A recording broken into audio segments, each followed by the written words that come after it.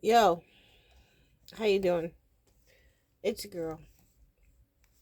Um, I'm a little bit ooh, Jesus.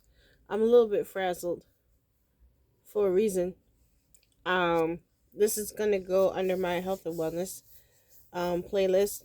Um, I think I mentioned in a previous video that I'm trying to get 24-hour care for my mom. Um, and there was a couple of assessments that New York State had to do, which they did. Then it came back that she was going to get 3 hours a day, 7 days a week. So I was about to, go weapons blazing to do an appeal and get more hours. The agency said, wait, do at least 3 weeks worth of the hours that you were given, and then go to the insurance company, which is VNS, and ask for a reevaluation instead of trying to do an appeal. Because if I do an appeal with New York State, then basically everything starts over again and I will have no help. So I said, okay, fine, I'll give it. And next week will be week number 3. And then I am going to call and say, hey, I want a reevaluation. The other option that was presented to me by my mother's nurse is hospice care. Now, hospice would definitely get 24 hours of care. Um and she would get some supplies and things like that.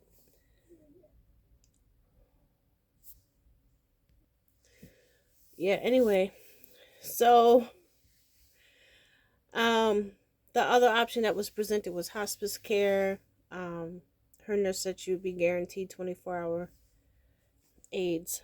And I talked to mom's doctor who pretty much confirmed everything. The only thing my mom really doesn't need at the moment is pain management. She doesn't need, like some people, they're on hospice and whatever the condition is, they're in a lot of pain and they do pain management as well as the aids and stuff.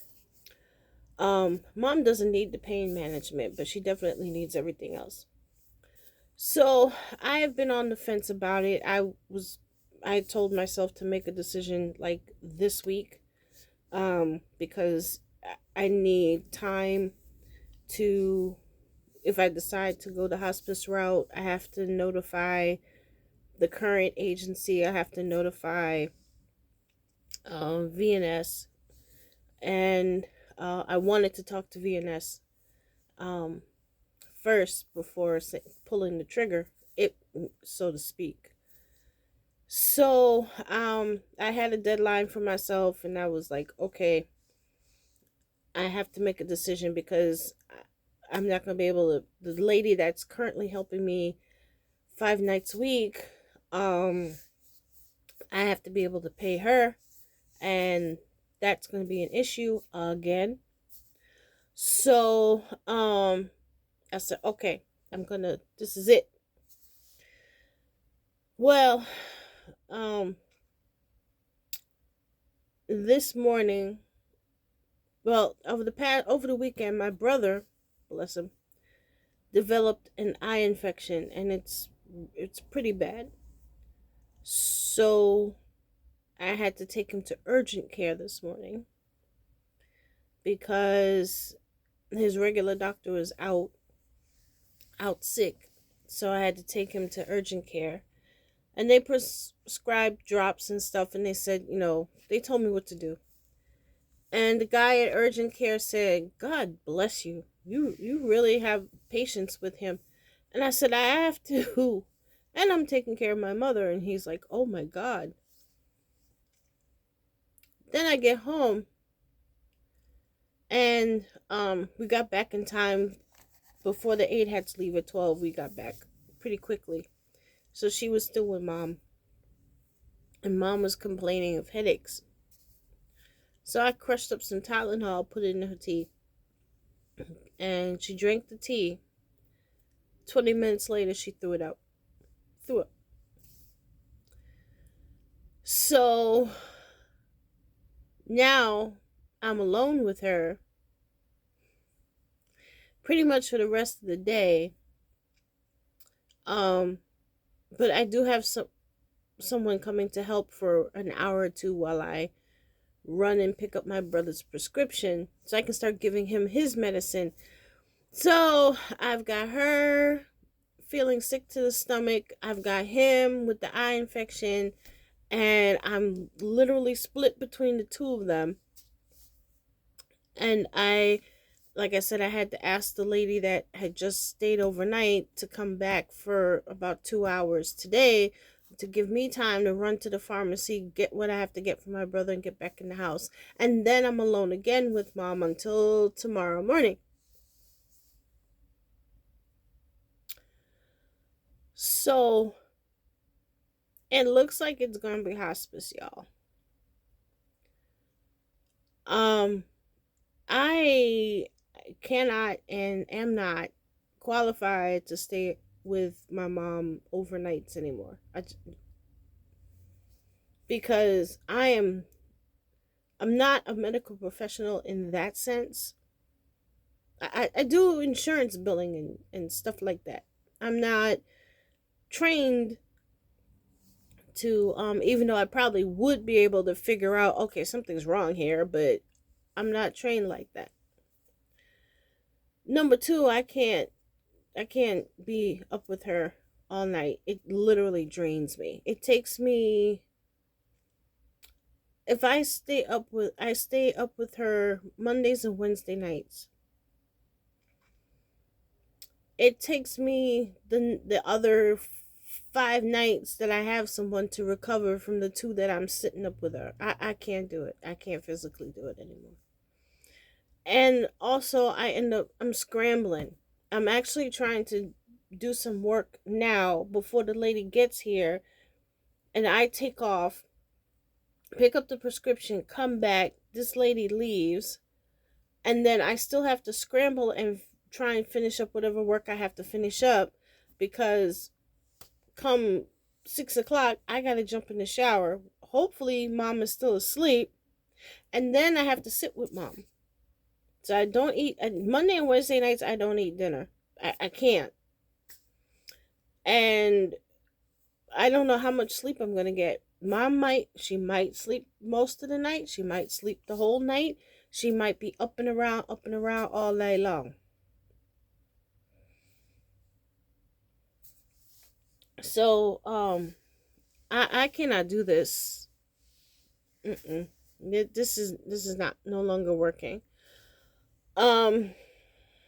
So yeah, I'm probably going to let mom's doctor put in the request for the hospice, or I'll have her nurse do it, and then go from there. I mean, it's going to be another assessment, and I'm going to have to talk with VNS because they're the ones handling her insurance and her current care. So I'm probably going to end up talking to them, but I think this is what's going to be. Her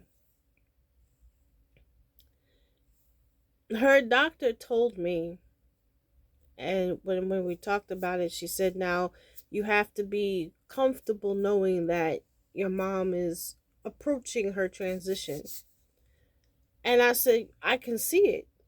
I've seen it for over the past months. I've seen the decline.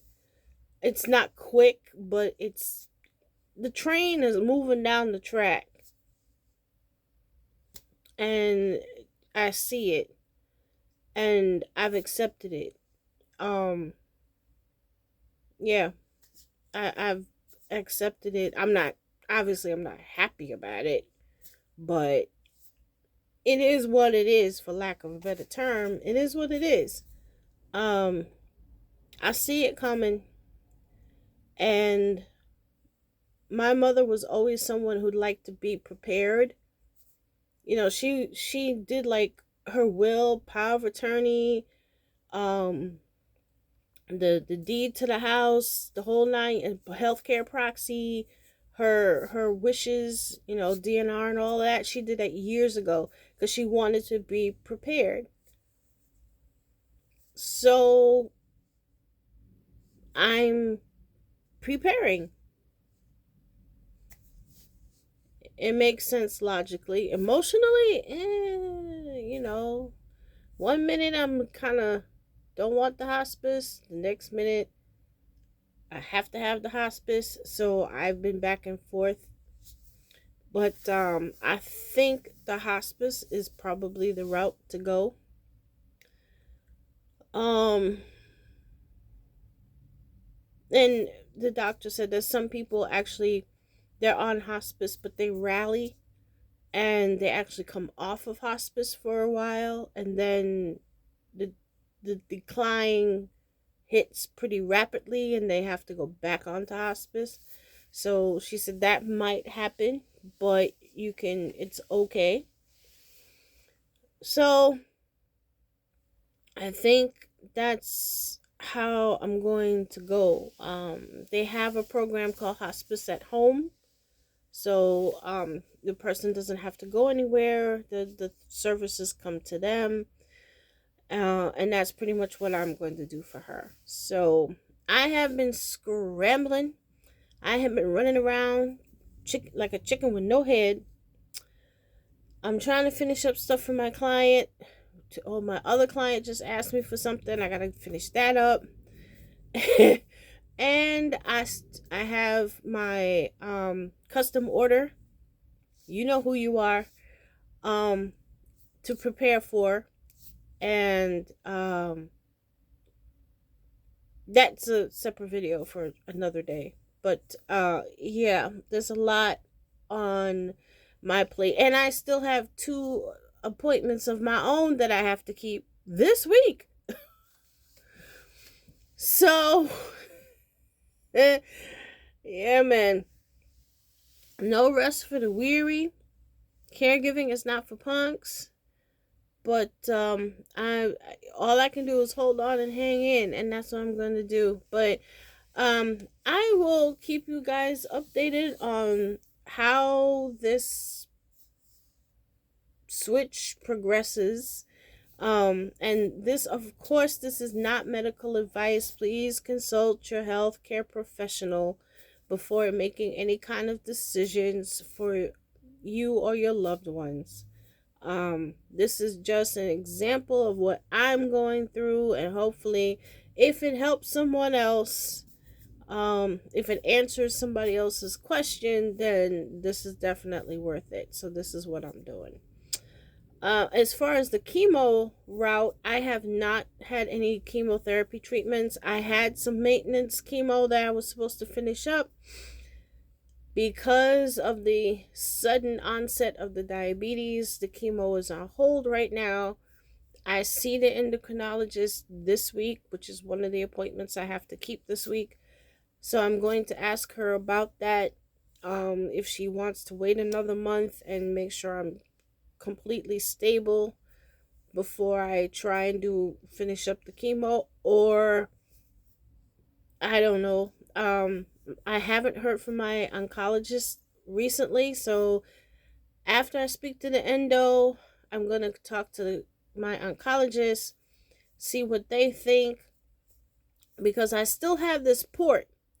So if we're not, if it's not advised that I continue the chemo, I might as well take out the port, call it a day, let the chips fall where they fall. I mean, I've been doing the genetic cancer test, and they're all coming back negative. They can't find any trace of the endometrial cancer. They can't find any trace of it. I haven't had a scan yet, and they probably will want to do a scan just to make sure there's nothing physically, nothing popping up. But blood work wise, lab test wise, they can't find nothing. So if if this is the sign for me to stop the chemo and get on with my life, get the diabetes under control, then so be it. So that's what's going on, folks. And I hope everyone did their taxes. Don't come to me at the last minute. Can you do my no? Don't come to me at the last minute. I don't do last minute stuff. Y'all had from January 1st to get it together. It is now April 7th or 8th. No, 7th. No, y'all had time to get it together. You didn't get it together. File an extension. No, seriously, that free tax file from New York State just decimated me this year. Nobody wanted, everyone wanted to do it on their own. And if they couldn't, if their income was too high to do it through the New York State free file, basically everyone was looking for a CPA because they wanted to claim a whole bunch of stuff that they're not allowed to claim as deductions. So yeah, I got hit this year, but it's okay. Changes are in the works. I will be still with Jedi.tax, but might be in a different capacity next season. So I'll still do taxes for folks that reach out to me, if they reach out to me, but I'm not gonna worry about it. Not gonna worry about it. So and then it actually worked out best that that things didn't pick up and get busy for me, because I literally would not have been able to do it all. I just wouldn't have been able to do my normal stuff, and if I had gotten slammed for tax season, I think I would have imploded. So it's kind of a blessing in disguise that I was not busy this year. But next year, I'm going to be possibly doing something else with Jedi.tax. So we shall see. But yeah, and I will be, Bean Chat will be back maybe this weekend, I'm hoping. I'm going to do an addition to my last project, the white lace necklace. I'm going to do the earrings to that. The custom order that the person requested, I am currently sourcing some materials for that. So if I get those materials, then I might do a sneak peek. We shall see. But otherwise, it's going to probably be like an organization session. I'm going to be organizing, folks. But anyway, that's the update on the wellness side. Questions, comments are always welcome. Likes are free. Subscribers are always appreciated. I have seen my subscriber count go up a little bit more. Thank you, thank you, thank you. And if you do subscribe, leave a comment. Let me know how you found me. I'm curious. I think I know where some of my new subscribers came from, but just leave a comment. You can do it in my post. Just leave me a comment under one of my posts. Say, hey, I found you from, so I can thank whoever sent you all to me. And I think that's about it. I have to get ready. My help is coming shortly. And I will catch you guys on the next one. Have a great day. Peace.